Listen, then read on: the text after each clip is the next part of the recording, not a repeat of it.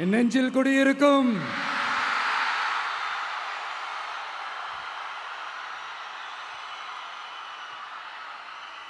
தமிழக மக்கள் உங்கள் அனைவருக்கும் என்னுடைய வணக்கமும் என்னுடைய நன்றிகளும். குறிப்பா திருச்சி கிழக்கு தொகுதி மக்கள் உங்கள் அனைவருக்கும் என்னுடைய ஸ்பெஷல் வணக்கமும் ஸ்பெஷல் நன்றிகளும். இதை நான் ஏன் இப்படி சொல்றேன்னா, என்னை இப்போ பெரம்பூர் தொகுதி எம்எல்ஏன்னு தான் சொல்லுவாங்க. பட் ஆனால் அது எலெக்ஷன் கமிஷனோட அந்த சட்ட விதிகளுக்கு மட்டும்தான் அப்படி. ஆனால் என்னை பொறுத்த வரைக்கும், தமிழ்நாட்டை பொறுத்த வரைக்கும், தமிழ்நாட்டுக்கு எப்படி திருச்சி ஒரு இதயம் மாதிரியோ, அந்த மாதிரி என்னோட இதயத்துக்கு திருச்சி கிழக்கு தொகுதி மக்களும் ரொம்ப ரொம்ப ரொம்ப க்ளோஸ் தான். அதில் எந்த மாற்றமும் கிடையாது. சரிங்களா?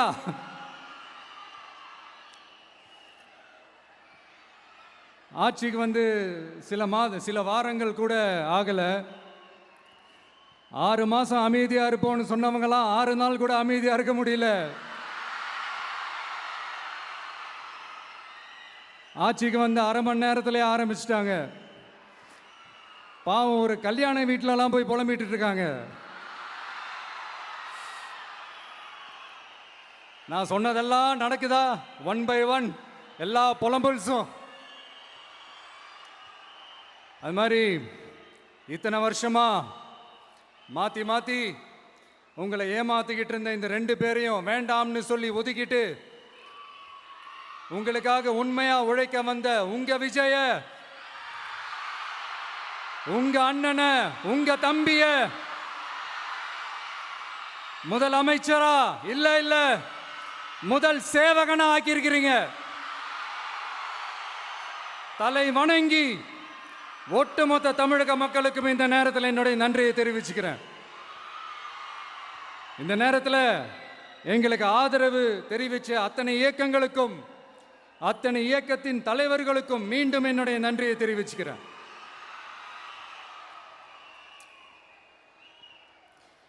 புரட்சி தலைவர் எம்ஜிஆர் அவர்களுடைய முதல் தேர்தலில் கூட இந்த அளவுக்கு ஒரு ஓட் பர்சன்டேஜ் வாங்கலை அப்படின்ட்டு நிறைய பேர் சொன்னாங்க.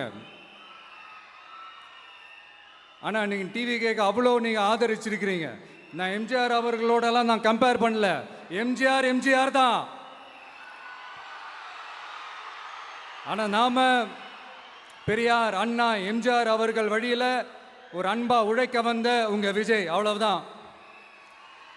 1977 நீங்க போடாத ஓட்டை 2026 நீங்க போட்டிருக்கிறீங்க.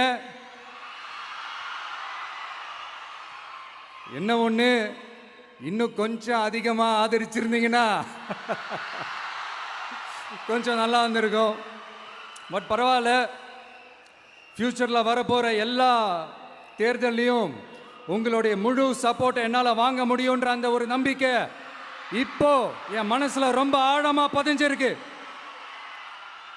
ஏன்னா நீங்கள் அமைச்சு கொடுத்துருக்கிற இந்த ஆட்சியில் எல்லா நன்மைகளையும் நீங்கள் கண்கூடா பார்க்க தான் போறீங்க அப்படின்ற அந்த கான்ஃபிடென்ஸும் இப்போ என் மனசில் ரொம்ப ஆழமாக பதிஞ்சிருக்கு. யார் எந்த நிலைமைக்கு எந்த பொசிஷனில் போனாலும் இந்த கிண்டலும் கேலியுமா பேசுறது இருக்க தானே செய்யும். நம்மளை பற்றி, நம்ம அரசியலை பற்றி, நம்ம பேச்சை பற்றி இந்த கிண்டலும் கேலியுமா பேசிட்டு தானே இருப்பாங்க. அவங்க எல்லாருக்குமே என் சைட்லேருந்து ஒரே ஒரு ரிக்வெஸ்ட், தயவு செஞ்சு நிப்பாட்டிடாதீங்க. தயவு செஞ்சு கண்டினியூ பண்ணுங்க. நீங்க தான் என்னோட எனர்ஜி ஃபோர்ஸு. நீங்க பேசிக்கிட்டே இருங்க. நான் மக்களுக்கு தேவையான நல்லதை செஞ்சுக்கிட்டே இருப்பேன். அடுத்து இப்போ நம்ம புதுசாக அந்த சூட்லாம் போட்டு வரோம்ல, அதை பற்றி கூட நிறைய பேர், ஏன் நாமெல்லாம் கோட் சூட்லாம் போடக்கூடாதா? அதிகாரம் செய்கிறவங்களும் ஆதிக்க சக்திகளும் மட்டும்தான் கோட் சூட்லாம் போடணுமா என்ன? அப்பெல்லாம் எதுவுமே கிடையாது. நான் என்ன கலராக போட்டு வரேன்? 2 கலர். நம்ம எல்லாரும் மனசு மாதிரியே பிளாக் அண்ட் ஒயிட். எல்லாத்திலும் பிளாக் அண்ட் ஒயிட்டா இந்த விஜய் இருப்பான் அப்படின்னு காட்டுறதுக்கு தான் அந்த கலர். அடுத்து அந்த பிளாக் கூட யாரை குறிக்கும் எதை குறிக்கும்ன்றது நான் சொல்லி தான் தெரியணும்னு அவசியம் இல்லை, அது உங்களுக்கே நல்லா தெரியும். எல்லாத்துக்கும் இப்படி வழக்கம் சொல்லிக்கிட்டு நசன் பேசுகிற டைப்பும் நம்ம கிடையாது. உங்களுக்கே தெரியும், அதிகபட்சமாக எல்லா மீட்டிங்கிலும் 20 நிமிஷம்குள்ளே தான் நான் பேசியிருக்கிறேன்.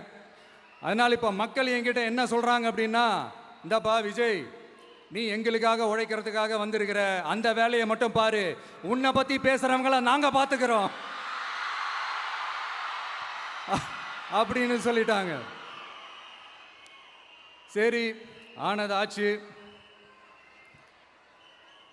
இப்போ என்ன, உனக்கு எதிரிகளே இல்லையா அப்படின்லாம் கேட்டால் அப்படிலாம் நான் சொல்ல மாட்டேன், அப்படிலாம் நான் நினைக்கவும் மாட்டேன், அப்படி நினைக்கவும் கூடாது.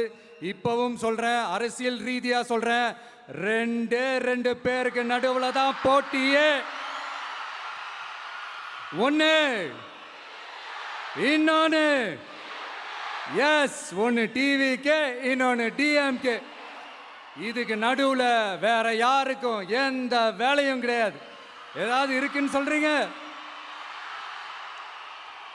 எலெக்ஷனுக்கு முன்னாடியும் அவங்களுக்கு ஒரு வேலையும் இல்லை, இப்போ எலெக்ஷனுக்கு அப்புறம் சுத்தம்.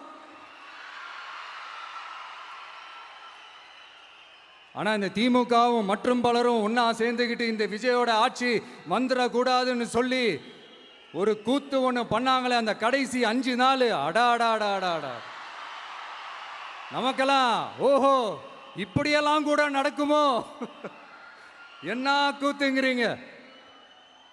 ஆனால் ஃபியூச்சர் என்னவா இருக்குன்றதை மட்டும் இப்போ நான் சொல்கிறேன். உங்களுக்காக உண்மையாக உழைக்க வந்த இந்த விஜயா, இல்லை இந்த விஜயோட ஆட்சி அமைஞ்சிடக்கூடாதுன்னு தடுக்க நினைச்ச ஸ்டாலின் சாரா, அவ்வளவுதான். இதுக்கு நடுவில் வேற யாரும் எந்த அல்லு சில்லும் உள்ள வந்து நம்மளை தடுக்கிறதோ எதிர்க்கிறதோ ஏதாவது பண்ணாங்கன்னா நிர்வாகம் அதுக்கு பொறுப்பில்லை ராஜா, நிர்வாகம் அதுக்கு பொறுப்பில்லை. ரிசல்ட் என்னவா வரும்ன்றது அது உங்களுக்கே நல்லா தெரியும். நம்மளை ஏளனமா பேசுறதா நினைச்சு அவங்களுக்கு ஆப்பு வச்சுக்கிறாங்க. திமுக நம்மளை தடுக்க, திமுக நம்மளை எதிர்க்க, திமுக நம்மளை அவமானப்படுத்த அத்தனையும் நமக்கு நன்மையே.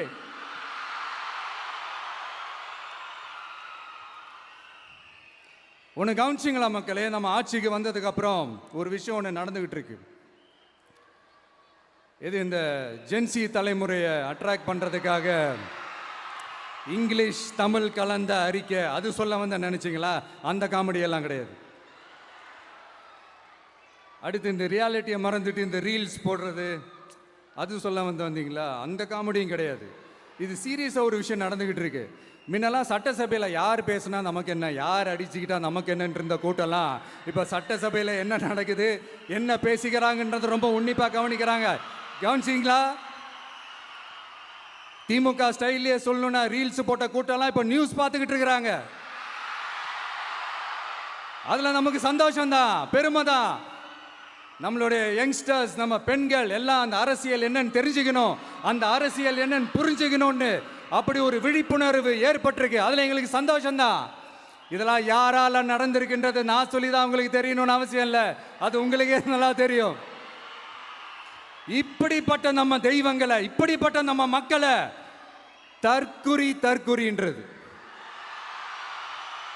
இன்னமும் சொல்லிக்கிட்டு இருக்கிறாங்க. நான் காஞ்சிபுரத்தில் சொன்னதை தான் இங்கே நான் திரும்பவும் ரிப்பீட் பண்ணுறேன். நீங்கள் தற்குறின்னு சொன்னீங்களே, அவங்க தான் உங்களோட அரசியல் வாழ்க்கையே ஒரு கேள்விக்குறி ஆக்கியிருக்கிறாங்க. கேள்விக்குறி ஆக்கிட்டாங்க, இன்னமும் ஆக்க போறாங்க. அன்னைக்கு நான் சொன்னப்போ சிரிச்சவங்களாம் இன்னைக்கு என்ன பண்ண போறாங்களோ. உண்மையை சொன்னாதான் அந்த கூட்டத்துக்கு கசக்குமே. உண்மையிலே நீங்க மக்கள் மனசை புரிஞ்சு வச்சிருந்தீங்கன்னா நீங்க இப்படி மக்களை தப்பாவே பேசியிருக்க மாட்டீங்க. அது என்ன, அப்புறம் அரசியல் புரிதல் இல்லாம மக்கள் நமக்கு ஓட்டு போட்டுட்டாங்களாம். இந்த கவர்ச்சியில மயங்கி மக்கள் நமக்கு ஓட்டு போட்டுட்டாங்களா? நான் என்ன, சரி விடுங்க.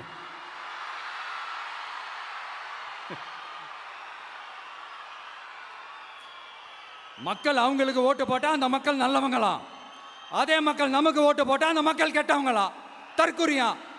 இதே மக்கள் தான் இத்தனை வருஷமா அவங்களுக்கு ஓட்டு போட்டுட்டு இருந்தாங்க. உங்களுக்கு மட்டும் என்ன, வேற ஏதாவது பிளானட்ல இருந்து குதிச்சு ஓட்டு போட்டு போனாங்களா? தற்கொரியாமா, தற்கொரி நல்லா வருது, வேணான்னு பாக்குறேன். எங்க அண்ணன் விஜயகாந்த் அண்ணன் சொல்ற மாதிரி, அண்ணா அவர்கள் ஆரம்பிச்ச கட்சியை ஒரு அடிமை கூடாரம் ஆக்குனது யாருங்க சார்? இப்படியெல்லாம் ஆக்கிட்டு உண்மையை சொல்லு உடன்பிறப்பேவா. உங்களோட அந்த உண்மையான உடன்பிறப்புக்கெல்லாம் என்ன சொல்றாங்க தெரியுமா சார்? திமுக இப்படி ஆனதுக்கு காரணம், அந்த காரணத்தை வெளியிலலாம் போய் தேடாதீங்க, உங்க குடும்பத்துக்குள்ளேயே கேளுங்கிறாங்க. உங்களுக்காக மாடா உழைச்சி தேஞ்சு போய் கிடக்கிறோம். திமுக இப்படி ஆனதுக்கு காரணம் உழைக்காம சொகுசா இருக்கிற உங்க குடும்பத்துக்குள்ளேயே போய் கேளுங்கிறாங்க. ஒவ்வொரு திமுக தொண்டனும் அதை சொல்றாங்க. அதை புரிஞ்சிக்காம நம்மளையும் நம்ம மக்களையும் தப்பா பேசிக்கிட்டு, நீங்க மக்களை தப்பா பேசுனீங்கன்னா இந்த விஜய் வந்து கேள்வி கேட்பான், சும்மா இருக்க மாட்டான். இந்த விஜயும் தமிழ்நாட்டு மக்களும் வேறு வேறு இல்லை. இந்த விஜய் தான் தமிழ்நாட்டு மக்களோட ஒரு உண்மையான ஒரே பிரதிநிதி. இது இன்னைக்கும் சரி, நாளைக்கும் சரி, நாளன்னைக்கும் சரி, இதுதான் நிஜம்.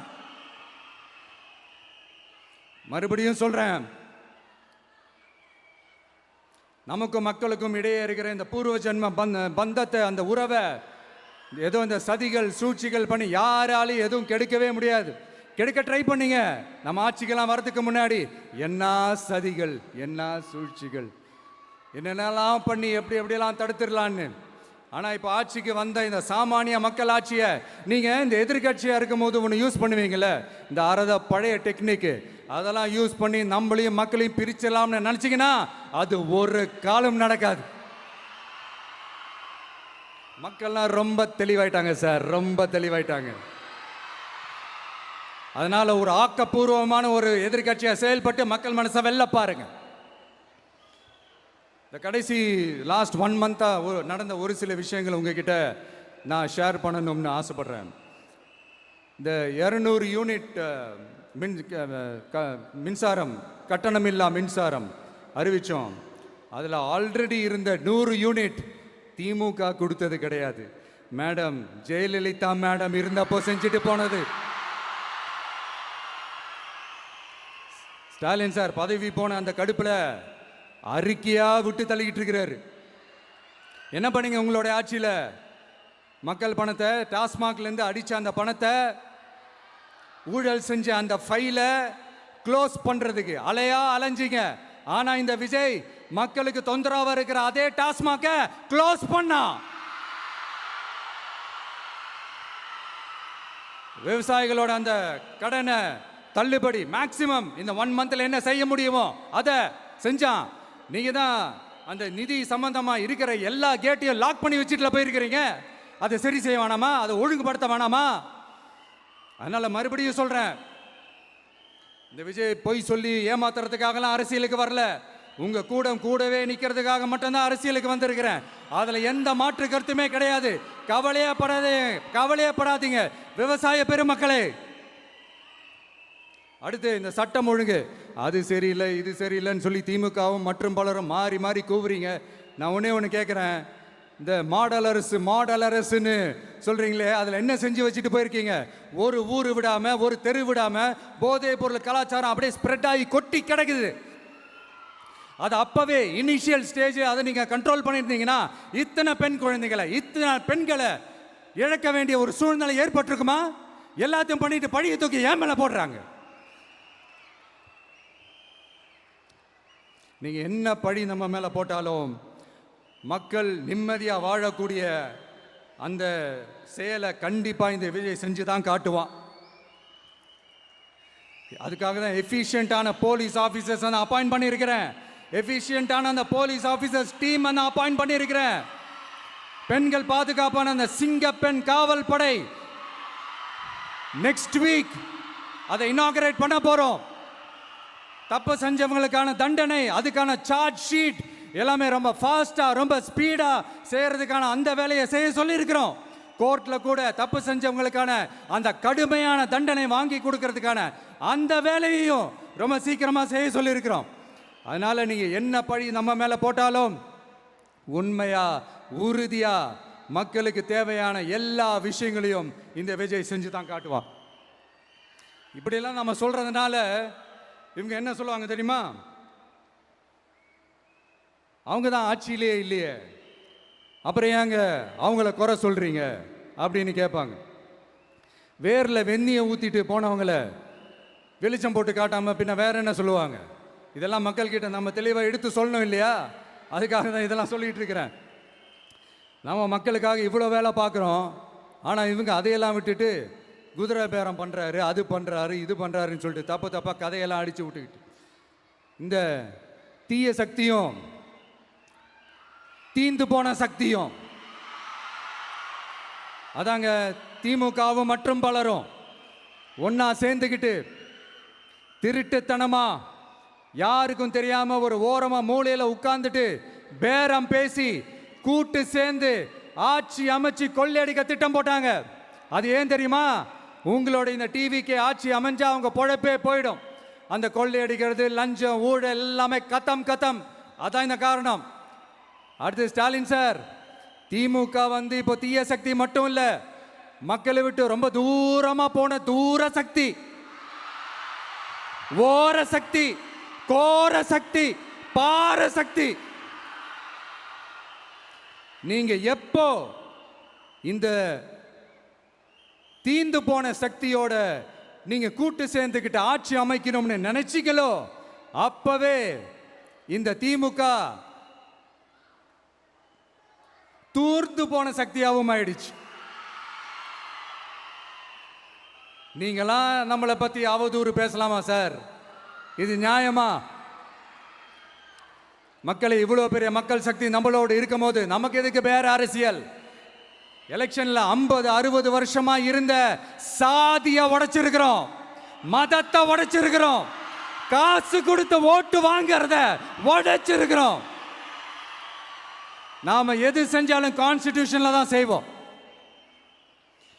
நாம சிங்கிள் மெஜாரிட்டி வாங்கி இருந்தாலும் நம்மளை நம்பி முறையா கூட்டணியில கட்சியில ஆதரிக்க வர்றவங்களை அரவணைச்சு தான் இருப்போம். நான் இப்பவும் மீண்டும் டிக்ளேர் பண்றேன், டிவிகே ஆட்சி எந்த பாகுபாடும் இல்லாம எல்லாருக்குமான ஒரு ஆட்சியா தான் இருக்கும். அதுல எந்த மாற்றமும் கிடையாது. ஸ்டாலின் சார் மாதிரி ஊசலாட்டம் இருக்கவே இருக்காது. மதச்சார்பற்ற கொள்கையில சமரசமே இல்லை. மாநில உரிமைகள்ல விட்டு கொடுக்கவே மாட்டோம். நதி நீர் உரிமைகளை விட்டு கொடுக்கவே மாட்டோம். சமூக நீதி, சம நீதிய, சமத்துவ நீதிய ஒரு நாளும் விட்டு கொடுக்கவே மாட்டோம். அதனால திருச்சி கிழக்கு தொகுதி மக்களே, தமிழ்நாட்டில் இருக்கிற 234 தொகுதியும் நம்ம தொகுதி தான். அதுல எந்த கட்சி ஜெயிச்சிருந்தாலும் அது நம்ம தொகுதி தான். பெரம்பூரா இருக்கட்டும், திருச்சி கிழக்கா இருக்கட்டும், எனக்கு 2 கண்கள் மாதிரி. அதுலயும் திருச்சி கிழக்கு என் செல்ல புள்ள மாதிரி. அதனால வரப்போற இடைத்தேர்தல்ல உங்க வீட்டில் இருக்கிற ஒருத்தரை, உங்கள ஒருத்தரை தான் வேட்பாளராக நிக்க வைக்க போறோம். நீங்க எப்படி இந்த விஜய்க்கு ஆதரவு கொடுத்து ஓட்டு போட்டு ஜெயிக்க வச்சீங்களோ, அதே மாதிரி வரப்போற இடைத்தேர்தல்ல உங்களுடைய அந்த வேட்பாளரையும் ஜெயிக்க வைப்பீங்கன்ற அந்த ஒரு நம்பிக்கை நான் முழுமையாக தான் நம்புறேன். உங்களுக்காக உழைக்க வந்திருக்கிறேன். உங்களுக்காக எல்லா விஷயத்தையும் நான் பார்த்து செய்வேன். ஊழல் இல்லாத, லஞ்சம் இல்லாத ஒரு ஆட்சியை நான் கொடுப்பேன். I understand. ஒரே நாள் அது நடக்காததான், மேஜிக் இல்லை. பட் ஒரு நாள் அதை நான் நடக்க வைப்பேன். எனக்கு இப்ப வேற எந்த வேலையும் இல்லை உங்களுக்காக உழைக்கிறத தவிர. என் கடன் இனி என் மக்களுக்கு பணி செய்து கிடைப்பதே. மீண்டும் என்னை ஜெயிக்க வச்ச தமிழக மக்களுக்கும் திருச்சி கிழக்கு தொகுதி மக்களுக்கும் மீண்டும் என்னுடைய நன்றியை தெரிவிச்சுக்கிட்டு கான்பிடென்டா இருங்க, நல்லதே நடக்கும், வெற்றி நிச்சயம். மீண்டும் சந்திக்கும் வரை நன்றி, வணக்கம்.